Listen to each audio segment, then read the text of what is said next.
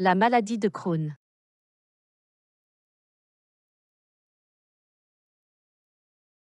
Faisant partie des maladies chroniques inflammatoires de l'intestin, MICI, la maladie de Crohn est une maladie inflammatoire intestinale de cause inconnue pouvant atteindre n'importe quel segment du tube digestif, le plus souvent l'iléon et le côlon et à un moindre degré la région de l'anus, et pouvant s'accompagner de manifestations extra-intestinales, articulaires, cutanées, oculaires. C'est une maladie chronique évoluant par poussée, alternant avec des phases de rémission. Sa répartition géographique est ubiquitaire mais variable d'une région à une autre, avec un gradient de prévalence nord et sud décroissant, plus fréquente dans les pays industrialisés. En Algérie, étude entre 2003 à 2006, l'incidence est de 1,49 sur 100 000 habitants avec un sexe ratio homme sur femme, 0,94 sur 1. En France, l'incidence est de l'ordre de 5 pour 100 000 habitants. Même si la maladie de Crohn peut survenir à tout âge, il existe notamment des cas pédiatriques. Elle est le plus souvent diagnostiquée à un âge entre 20 et 30 ans. Il s'agit d'une maladie cryptogénétique, où différents facteurs sont retrouvés et discutés, prédispositions génétiques, facteurs environnementaux, dysfonctionnement du système immunitaire.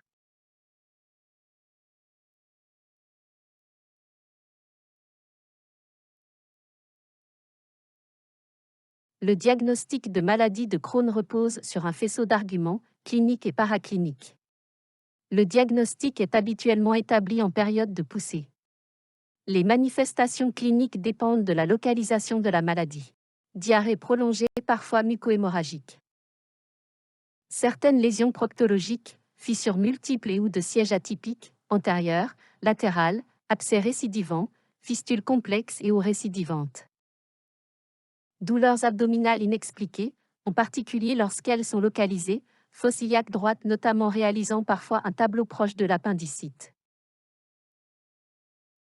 Associé à l'un ou plusieurs des éléments suivants. Syndrome biologique inflammatoire, anémie, signes biologiques de malabsorption, altération de l'état général, signes extradigestifs, douleurs articulaires, manifestations ophtalmologiques, retard de croissance, petite taille sans contexte familial.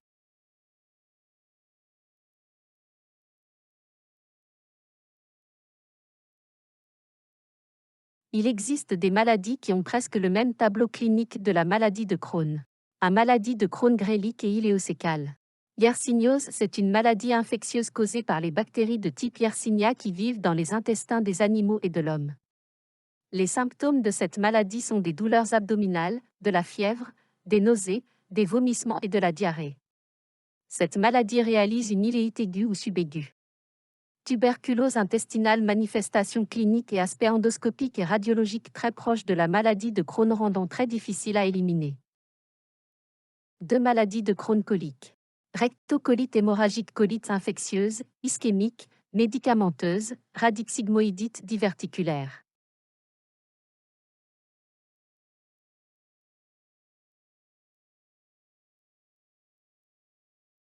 Biologie.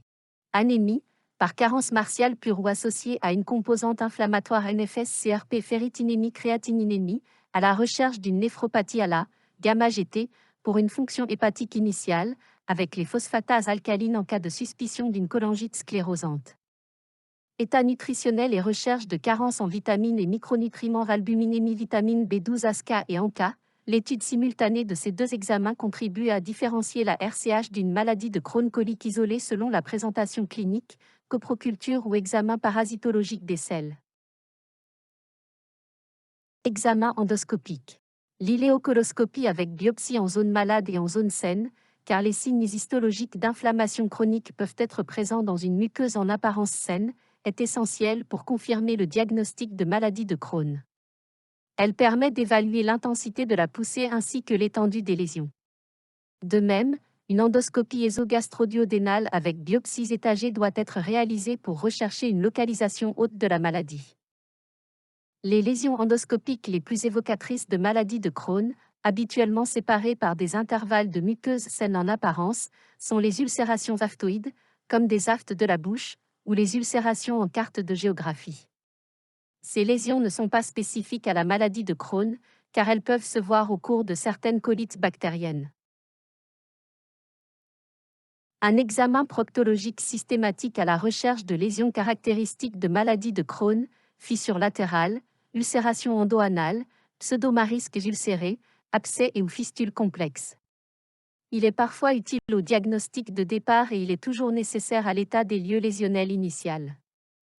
Autres examens paracliniques vu qu'il y a les segments inaccessibles à l'endoscopie, l'exploration de l'intestin grêle peut faire appel à une échographie abdominopelvienne entéroscannée ou une entéroïrme dans certains cas difficiles, un examen par vidéocapsule. Les anomalies radiologiques de la maladie de Crohn sont segmentaires, alternance de zones d'intestin sain et malade, elles résultent de l'association d'une rigidité et ou d'un épaississement des parois, de rétrécissement, d'ulcération et d'un aspect nodulaire de la muqueuse.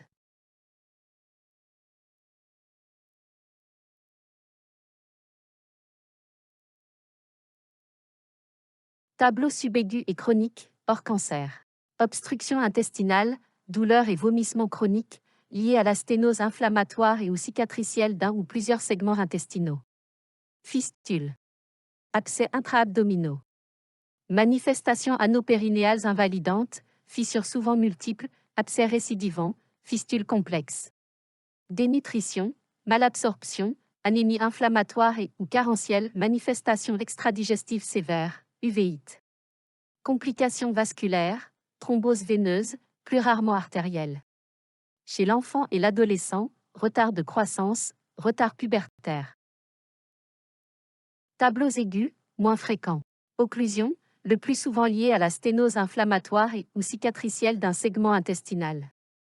Péritonite localisée, abcès, plastron, ou généralisé, par perforation. Appendicite aiguë. Hémorragie digestive, parfois sévère. Abcès de la région anopérinéale, ces complications sont des urgences thérapeutiques, le patient doit être adressé en service hospitalier, si possible spécialisé. Le contexte d'urgence peut imposer des gestes chirurgicaux, drainage d'abcès, traitement des occlusions, traitement des péritonites. Les cancers. Au cours de la maladie de Crohn colique étendue, atteinte colique au-delà du sigmoïde, existe un surrisque de transformation néoplasique, dysplasie de bas puis de haut grade, puis cancer, apparaissant 7 à 10 ans après le diagnostic, ou d'emblée en cas de cholangite associée. Dans les atteintes très anciennes de l'intestin grêle existe un surrisque d'adénocarcinome de l'intestin grêle, développé au sein des lésions inflammatoires, de diagnostic difficile, donc souvent tardif.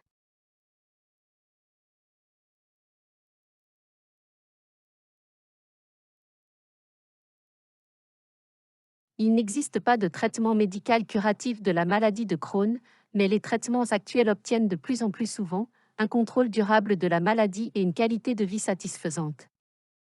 But à court terme, traiter les symptômes, obtenir une rémission et corriger l'état nutritionnel. But à moyen et long terme, prévenir les poussées et prévenir les complications.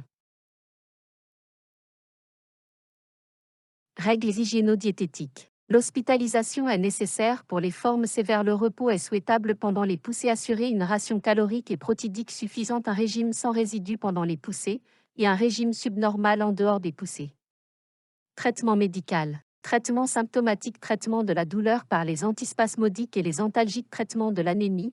Transfusion. Si anémie sévère. Traitement martial. Si anémie par carence en fer. Vitamine B12. Si anémie macrocytaire. Correction des troubles hydroélectrolytiques et traitement antibiotique. Les surinfections sont fréquentes au cours des poussées.